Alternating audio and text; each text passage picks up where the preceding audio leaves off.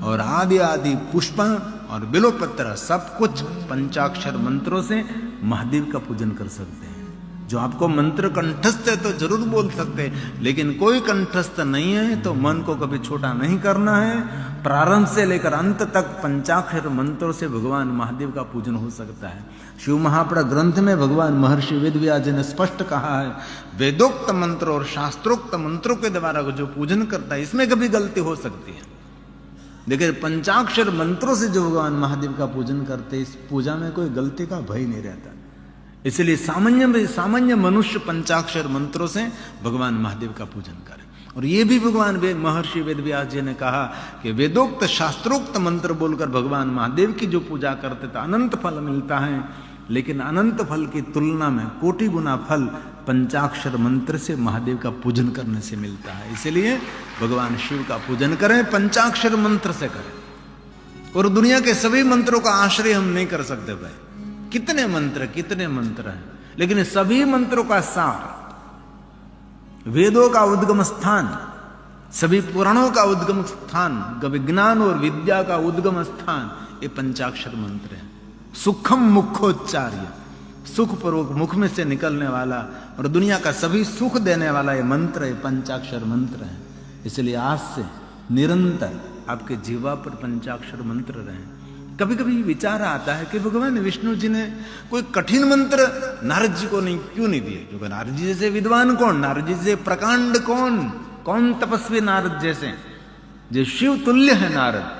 लेकिन भगवान विष्णु जी ने नारद जी को यही कहा कि नारद जी कोई दूर दूर जाने की जरूरत नहीं है, सिर्फ आप पंचाक्षर मंत्र का जाप करो, आपका चित्त जो विचलित है चित्त आपका स्थिर हो जाएगा। और कृष्ण भगवान ने जब उपमन्यु जी को पूछा तो उपमन्यु ने कहा कि द्वारकाधीश कोई कठिन मार्ग अपनाने की कोई जरूरत नहीं है, ये विद्वानों का काम है, आप पंचाक्षर मंत्र का आश्रय करें। विश्व के सभी देवता भगवान विष्णु के पास गए और सभी देवताओं ने कहा हम सब किस मंत्र का आश्रय करें? तो विष्णु भगवान ने कहा अन्य मंत्रों का आश्रय कर सकते हैं, लेकिन सभी मंत्रों का जो जन्म स्थान है ये पंचाक्षर मंत्र। इसलिए देवताओं, पंचाक्षर मंत्र से दुनिया का सभी सुख मिलने वाला है।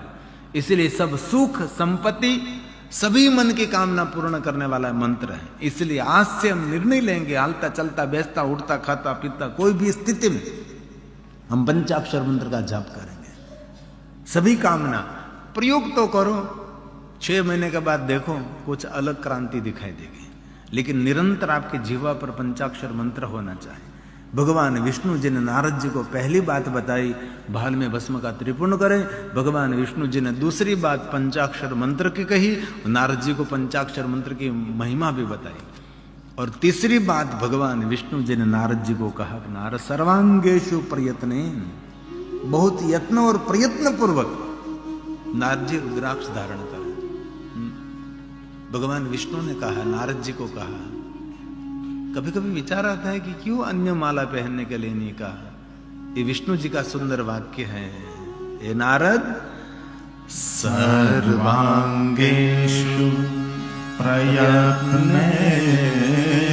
प्रयत्न पूर्वक, पूरे अंग पर मतलब नाभि से ऊपर, नाभि से नीचे रुद्राक्ष नहीं पहन सकते। वैसे तो बहुत सारे विद्वान लोग कहते हैं कि नाभि से नीचे स्वर्ण भी नहीं पहनना चाहिए, लेकिन रुद्राक्ष को कभी गलती से नहीं, पैर में तो कभी नहीं पहनना चाहिए, बस अंतिम कटिबंधन में पहन सकते हैं रुद्राक्ष पूरे अंग पर। इसलिए भगवान विष्णु जी ने नारद जी को रुद्राक्ष पहनने के, रुद्राक्ष का औषधि है। रम रुद्र रोगनाशाय धन्वंतरि है रुद्र है, तन और मन के रोग में से मुक्त करने के लिए श्रेष्ठ औषधि है तो रुद्राक्ष है। रुद्राक्ष हमारा रक्षक है, रुद्राक्ष हमारा कवच है, रुद्राक्ष हमारी ढाल है, रुद्राक्ष हमारी छत्र छाया है। इसलिए ऐसा नहीं कहा शिव महापुराण ग्रंथ में कि महादेव के भक्तों को रुद्राक्ष पहनना चाहिए। मनुष्य मात्र के लिए रुद्राक्ष, जीव मात्र के लिए रुद्राक्ष। शिव महापुराण ग्रंथ में एक नृत्यांगना की कथा है, उसके बंदर को रुद्राक्ष पहनाती थी, उसके साथ एक मुर्गा रहता था उसको भी रुद्राक्ष पहनाती थी। इसलिए ऐसा कहीं नहीं कहा कि सिर्फ मनुष्य शरीर ही रुद्राक्ष पहने, जीव मात्र के लिए रुद्राक्ष बहुत कल्याणकारी। इसलिए भगवान विष्णु जी ने नारद जी को कहा कि हे नारद सर्वांगेषु प्रयत्नेन रुद्राक्षं शिववल्लभा, रुद्राक्षं शिववल्लभा। महादेव को बहुत प्रिय है रुद्राक्ष। शिव जी को रुद्राक्ष बहुत प्रिय है। महादेव जी पूरे अंग पर रुद्राक्ष धारण करते हैं, इसलिए महादेव के भक्तों का श्रृंगार रुद्राक्ष है। आप रुद्राक्ष धारण करते हैं तो सामने वाला आपके साथ व्यवहार करने में 100 बार विचार करता होगा। इसीलिए आजकल हम देशवासी तो रुद्राक्ष पहन रहे हैं, लेकिन विदेशों में आजकल रुद्राक्ष के लिए बहुत लोग प्रेरित हो रहे हैं। इसलिए हम काशी में आए हैं तो काशी से हम रुद्राक्ष पहन कर जाएंगे। आपकी माला भी रुद्राक्ष की माला होनी चाहिए। बोला एक माला शास्त्र है, लेकिन रुद्राक्ष की माला ये माला माल करने वाली माला है। इसलिए कोई भी मंत्र रुद्राक्ष की माला से कर सकते हैं। ऐसा कहीं संकुचित भाव नहीं कहा कि सिर्फ महादेव के मंत्र का ही रुद्राक्ष की जापसर है। नहीं, कोई भी देवी देवता का मंत्र आप रुद्राक्ष की माला से कर सकते हैं। ये मालाओं में श्रेष्ठ माला है, मालाओं में ये राजा है, इसलिए रुद्राक्ष धारण करें। ऐसे तो शिव महापुराण ग्रंथ में कहा है 1100 रुद्राक्ष पहनना चाहिए। रुद्र रूप भवे नर, जो 1100 रुद्राक्ष पहनते वो साक्षात रुद्र तुल्य है। लेकिन इतना तो नहीं पहन सकते। 1100 रुद्राक्ष पहनकर हम काशी से जाएंगे तो घर वाले कहेंगे फिर काशी चला जा। यहां तो आना ही नहीं, वहां रहना चाहिए, यहां तेरा कोई काम नहीं। इसलिए दुनिया तो बोलते रहे, दुनिया दो रंगी वाला भावे तेम बोले। हमारे गुजरात एक सुंदर पंक्ति है, दुनिया दो रंगी, दुनिया दो रंगी वाला भावे तेम बोले, दुनिया दो रंगी वाला भावे तेम बोले। अंतर ना प्रेम द्वार भक्ति थे खोले, अंतर ना प्रेम द्वार भक्ति थी खोले। राम रस पीतो पिनारे, बीक पछी कोनी हमारे। राम रस पीतो पिनारे, बीक पछी कोनी हमारे, बीक पछी कोनी हमारे। इसलिए दुनिया तो कहते रहेंगे, जो नहीं पहनोगे तो कहेंगे नास्तिक हैं, पहनोगे तो कहे कि बहुत बड़े भक्त हो गए, बहुत बड़ा भक्त हो गया है। दुनिया बोलती रहेगी, दुनिया कहती रहेगी। लेकिन भगवान विष्णु जी ने नारद जी को कहा कि नारद जी आपके हृदय में संताप है, संताप में से छूटने के लिए एक ही कार्य करे, भगवान शिव का भजन करे। रामचरितमानस जो भगवान विष्णु जी ने नारद जी को कहा, क्या कहा? जप हो जाए, और दूसरे का नाम नहीं बताया, शंकर सतनाम। भगवान विष्णु ने कहा कि नारद जी भगवान शिव जी का भजन करो, तो भजन करोगे तुरंत आपके हृदय में शांति की अनुभूति होने लगेगी। हम सबको भी अनुभूति तो करनी चाहिए ना, कभी कथा सुनी तो कभी अनुभूति तो करें।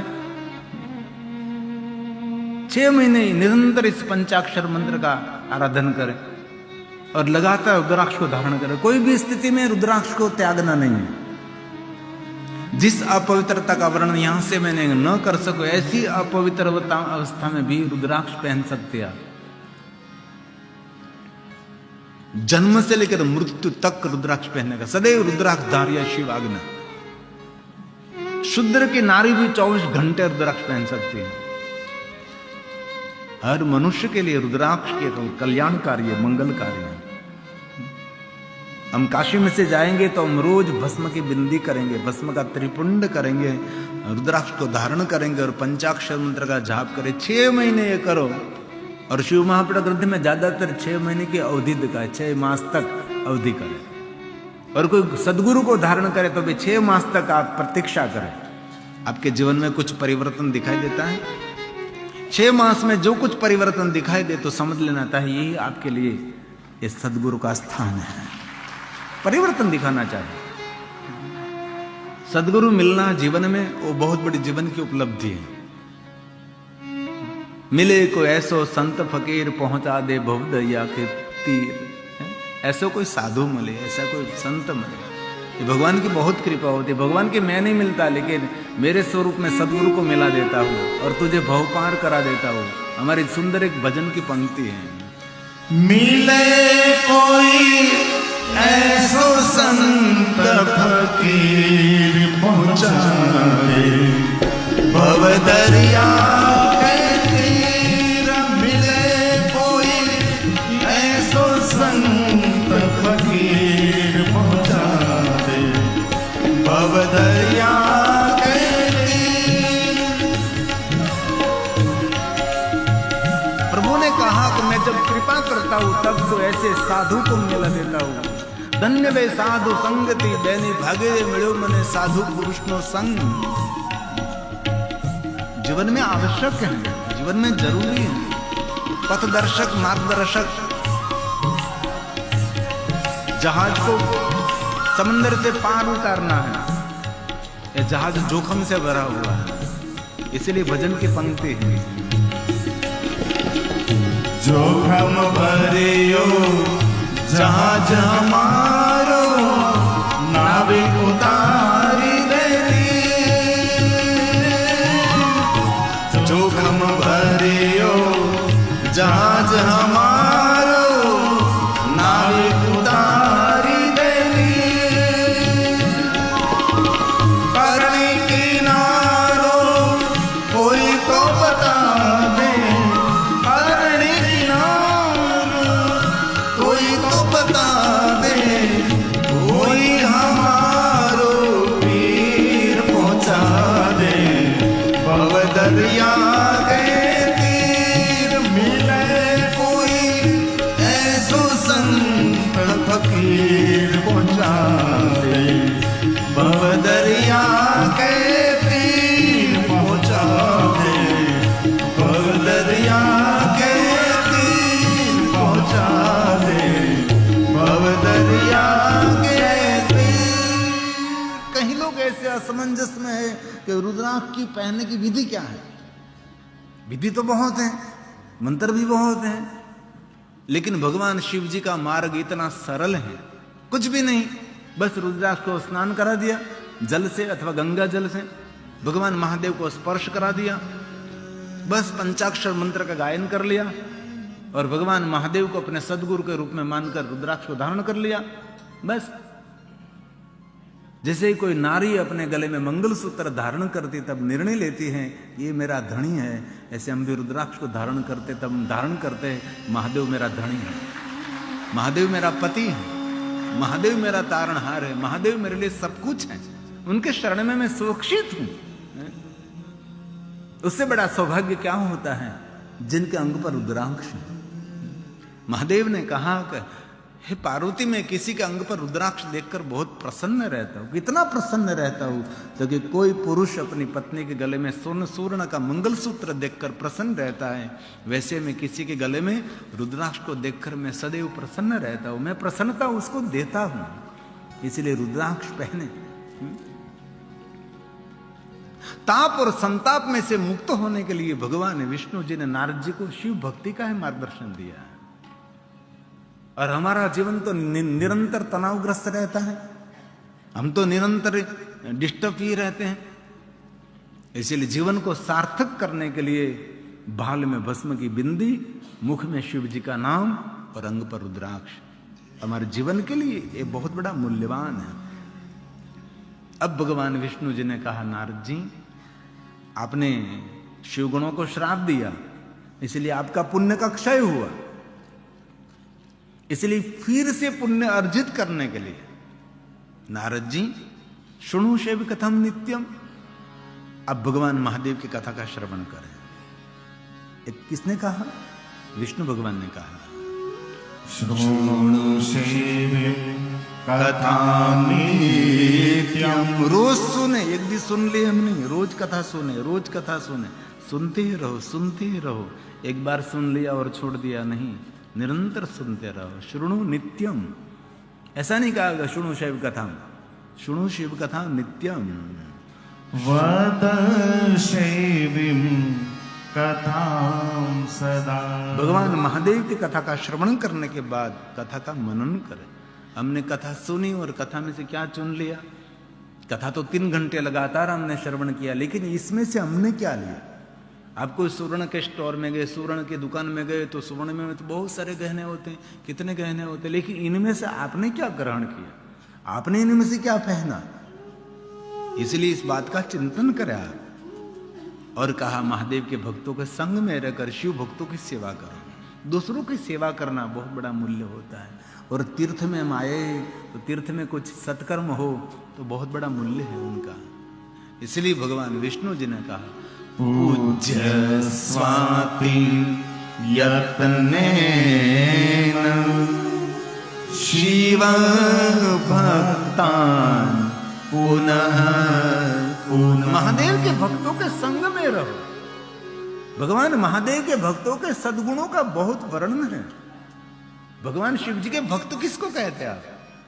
जिनके जीवन में गुण प्रधान है, सद्गुण प्रधान है, वही महादेव का भक्त है।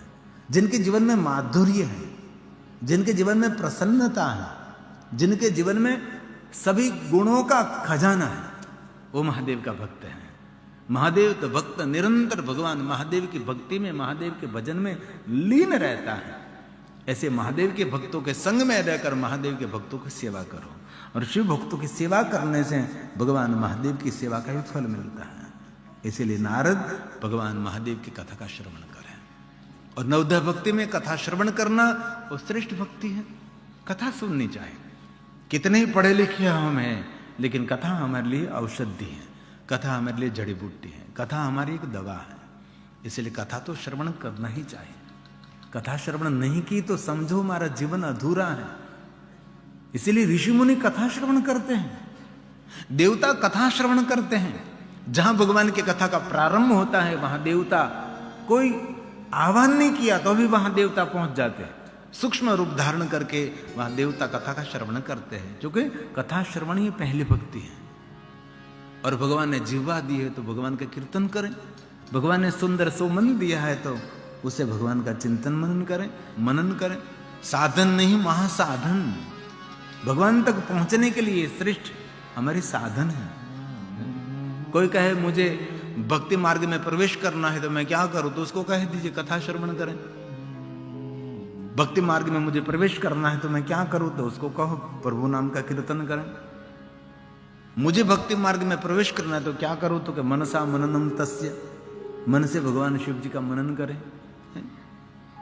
आध्यात्मिक क्षेत्र में प्रवेश करने के लिए और क्या उपाय है? ब्रह्ममुहूर्त में उठें, प्रसन्नता पूर्वक चिदानंद रूपम शिवोहम शिवोहम बोलते बोलते मैं ही चिदानंद रूप हूँ, मैं ही शिव हूँ, मैं ही उनका अंश हूँ, मैं सदैव आनंदित हूँ, मैं सदैव प्रसन्न रहने वाला हूँ। भगवान ने मुझे धरती पर कुछ काम के लिए भेजा है, इस काम को मैं निष्ठापूर्वक करूँगा, वही मेरा अनुष्ठान रहेगा। जो कार्य सौंपा है वही निष्ठापूर्वक करूँगा, वही मेरे अनुष्ठान रहेगा।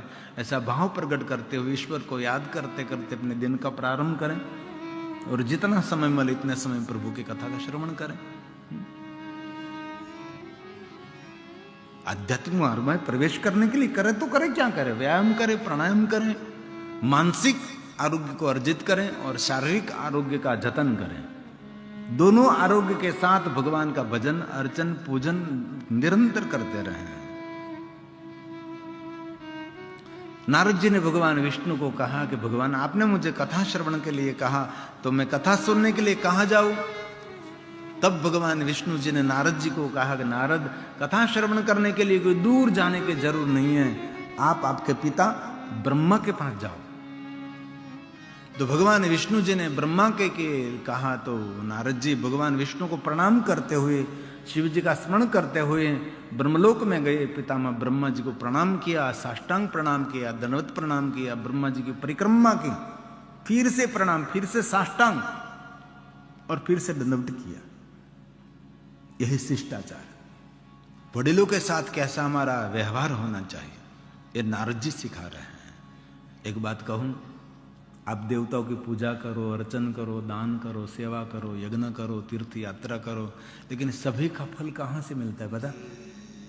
पूजा अर्चन का, देव दर्शन का, यज्ञ का, दान का, तीर्थ यात्रा का, कथा श्रवण का पुण्य कहाँ से मिलता है? आपके घर में जो बुजुर्ग हैं उनकी सेवा करने से सब पुण्य आपको घर में से मिल जाएगा। लेकिन जो करना है वो कर नहीं सकते हो, दूर दूर तक पुण्य लेने के लिए जाते हैं। और शिव महापुराण ग्रंथ में तो स्पष्ट कहा है, बुजुर्ग माता पिता को अपने घर में रखकर जो तीर्थ यात्रा करता है उनको तीर्थ यात्रा का फल नहीं मिलता। जो वयोवृद्ध माता पिता घर में हैं उनने कभी कहीं यात्रा नहीं की और आप यात्रा करने के लिए निकल गए, वो तो होती तो उनको कोई पुण्य नहीं मिलता। पुण्य मिलता है अपने वयोवृद्ध माता पिता को यात्रा करने से। और काशी के लिए तो ऐसा कहा है, कोई संतान अपने माता पिता की काशी की यात्रा करा देता है, वो संतान जन्म से जीवन से सफल है। ये काशी की यात्रा है। और बाद में कहा, कोई मनुष्य कोई विप्रजन को काशी की यात्रा कराते हैं, उसको अनंत पुण्य मिलता है। बहुत सारे ऐसे विप्रजन बालक होते, ब्राह्मण होते हैं जो काशी की यात्रा नहीं कर सकते, उसको काशी की यात्रा कराओ, बहुत बड़ा पुण्य है। हमने 2 साल पहले ऋषिकेश में कथा करी थी। हमारे बोटाद गांव में बोटादरा परिवार है, जो कि बोटाद गांव का तोरण उस लोगों ने बांधा था। बोटाद गांव की शुरुआत इस परिवार ने की थी, इसलिए उसके सरनेम हुई बोटादरा, जिन्होंने बोटाद गांव की स्थापना की थी। इस परिवार ने उसके समाज में से, गांव में से ऐसे लोगों को एकत्र किया कि जिन्होंने कभी गंगा की यात्रा नहीं की, जिन्होंने कभी गंगा स्नान नहीं किया, ऐसे लोगों को एकत्र किया और 800-900 भाई बहन को एकत्र किया। और गांव से लेकर ऋषिकेश, ऋषिकेश से लेकर गांव तक आने जाने की व्यवस्था और 9 दिन यहाँ रहने की व्यवस्था, 9 दिन भोजन की व्यवस्था, सब प्रकार की सुंदर व्यवस्था के साथ इस बोटादरा परिवार ने ऋषिकेश में और सुंदर जानकी झूला के पास कथा का आयोजन किया था। जिन्होंने सपना देखा था कभी हम गंगा का स्नान करेंगे, ये जो कथा के दृश्य आप अंश देख रहे हैं ये उसकी कथा के हैं। ऐसे बहुत लोगों को मैंने दुनिया में देखा है। आज से हमारी लगभग 7वीं कथा थी। कितने साल बीत गए हुए, 7वीं कथा। तब तो कनु भाई आप भी मेरे साथ नहीं थे। हमारे कनु भाई हरियाणा का प्रवेश हुआ 97वीं कथा, 97 की कथा हरिद्वार में थी, कनखल में। तब ये पहले जो मेरे गायक कनु भाई हरियाणा बैठे हैं, 97वीं कथा में से उसका प्रवेश हुआ। तो मेरी 7वीं कथा थी। तो मैं 7 दिन में पूरी शिव महापुराण कथा कर देता था। 7 दिन में ज्योतिर्लिंगों की कथा भी करता था। 7 दिन में शिव महापुराण कथा पूरी और 7 दिन में ज्योतिर्लिंगों की कथा भी पूरी कर देता था। मैं कैसे, खबर नहीं कैसे विस्तार करता होगा, राम जाने। तो 7वें दिन मैंने ज्योतिर्लिंगों की कथा का प्रारंभ किया था कि मैं आज आपको ज्योतिर्लिंग की कथा कहूंगा। मैंने ज्योतिर्लिंगों की यात्रा नहीं की है, सिर्फ मैंने सोमनाथ की यात्रा की है, बाकी सभी ज्योतिर्लिंग मेरे लिए बाकी हैं। तो इस अंतिम दिन को ऐसे बड़े सेठ आए होंगे पता नहीं। 7वीं कथा हमारी सिर्फ 7वीं।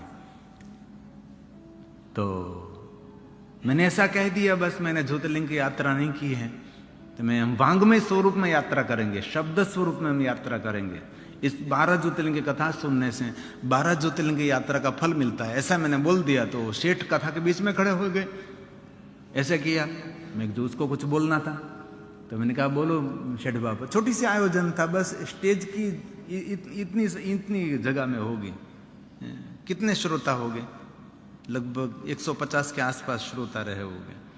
और मेरी व्यासपीठ भी नीचे थी, स्टेज नहीं था, नीचे व्यासपीठ, आसपास में श्रोता बैठते थे।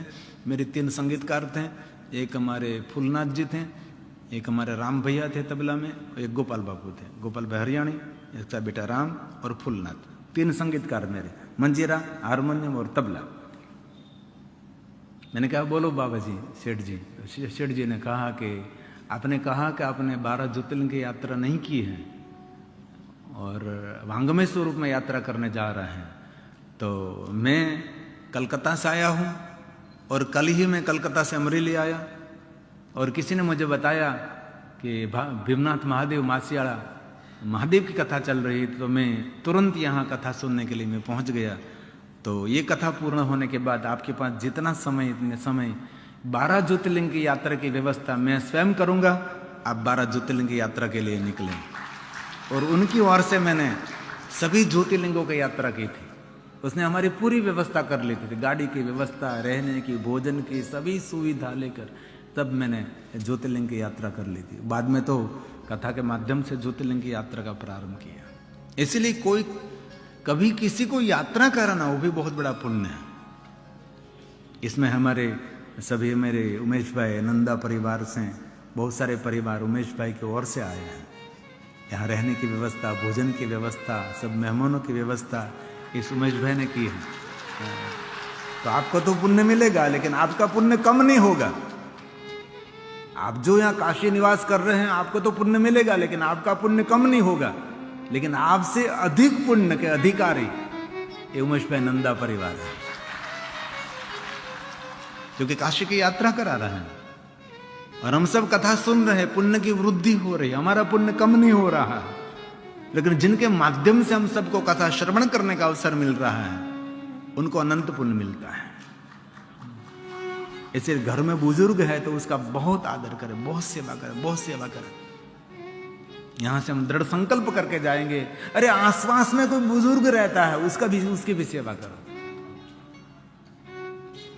मुझे एक युवा मिला था तो मुझे पूछ रहा था कि मेरा सब कुछ ठीक नहीं चल रहा है तो मैं क्या करूं। तो मैंने कहा कि आपको क्या करना है, कोई अनुष्ठान बताए। तो मैंने एक ही अनुष्ठान उसको दिखाया, तो तेरा भाग्य खोलना है, तेरा सब कुछ ठीक करना है तो एक काम कर, तेरे घर में दादा दादी है? तो कहा ना, मेरे घर में तो कोई दादा दादी बापू जी कोई नहीं, मैं अकेला हूँ और मेरी पत्नी और 2 बच्चे हैं। तो एक काम कर, तेरे मोहल्ले में जितने वयोवृद्ध रहते हैं उनकी सेवा में आज से लग जा, उनसे बड़ा कोई अनुष्ठान नहीं है।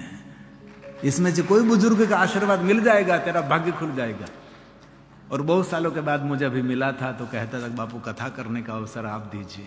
इतना सामर्थ्य उनको मिल गया कि कथा करने का आयोजन कर सकें, कथा का आयोजन कर सकें, क्योंकि भाग्य खुलता है।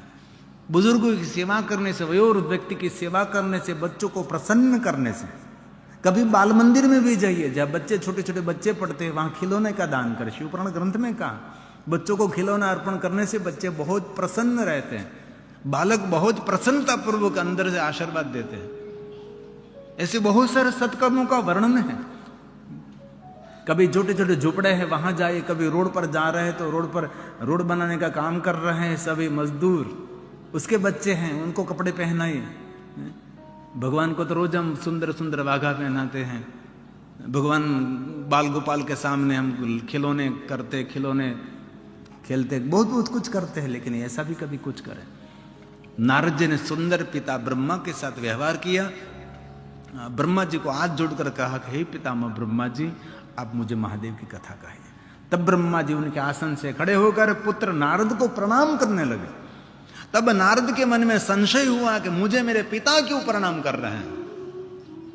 नारद ने पूछ लिया कि पिता ब्रह्मा, मैं आपका बेटा हूं, मैं आपको प्रणाम करूं, ये तो हमारी परंपरा और हमारा धर्म कर्तव्य है, लेकिन आप मेरे पिता होकर मुझे क्यों प्रणाम करते हैं? मेरे मन में कोई संशय हो रहा है। ब्रह्मा जी ने नारद जी का पहला संशय दूर कर दिया कि हे नारद, आप मेरे पुत्र हैं, मुझे पता है, लेकिन कोई भी मनुष्य के मुख में से ऐसा शब्द निकले कि मुझे महादेव की कथा सुननी है, इसी समय वो मनुष्य दर्शनीय है, प्रणाम करने के लिए योग्य है।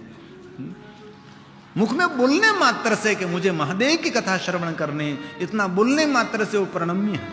विराजिए नारद, मैं आपको भगवान महादेव की कथा कहता हूं। ब्रह्मलोक में भगवान महादेव की कथा का प्रारंभ होगा।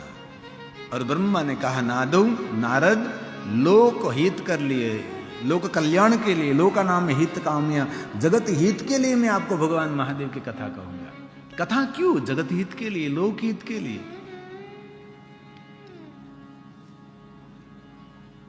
जन समाज के लिए।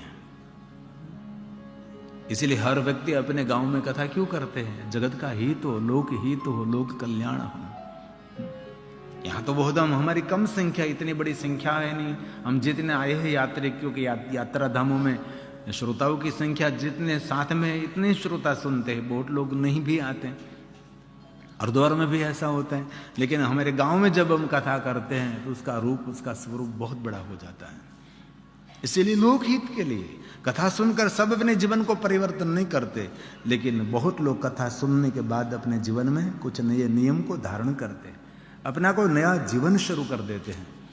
इसलिए ब्रह्मा जी ने कहा, नारद लोकहित के लिए मैं भगवान महादेव की कथा कहूंगा। हे नारद, हे नारद, हे साधु, हे साधु। भो ब्रह्मन् साधु पुष्टो त्वया विबुध सतर्मा लोकोपकारिणां नित्यं। लोकहित के लिए, लोकानां हितकाम्या, लोकानां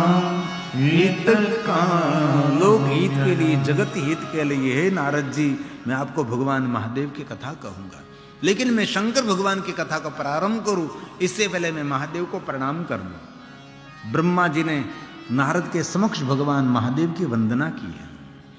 जीवन में शिव की वंदना करने से वेदनाओं में से मनुष्य मुक्त हो जाता है। पूजा करने से मनुष्य का मन प्रफुल्लित रहता है। इसलिए कभी भगवान महादेव की पूजा करनी चाहिए, अर्चन करना चाहिए, अनुष्ठान करना चाहिए, विशेष प्रकार से भगवान की कथा सुननी चाहिए, किसी की सेवा करनी चाहिए, किसी को दान करना चाहिए। जितना हो सके इतना अनुष्ठान, उपासना, अर्चन, दर्शन, मंत्र, जाप इतना करना चाहिए। जीवन खाने पीने में, धन एकत्र करने में कभी जीवन को इतना बिताना नहीं चाहिए, क्योंकि आत्मकल्याण के लिए जो मनुष्य कुछ नहीं करता उस मनुष्य को आत्मघाती कहा है। वही आत्महत्यारा है। अपने स्वयं के लिए कुछ भी नहीं करता, बस खाने पीने में, घूमने फिरने में, भोग विलास में अपने जीवन को पूर्ण कर देता है, उसको आत्महत्यारा कहा है। ब्रह्मा जी ने नारद के समक्ष भगवान शिव जी को प्रणाम किया है, नमस्कार किया है। नमोस्तनंत रूपाय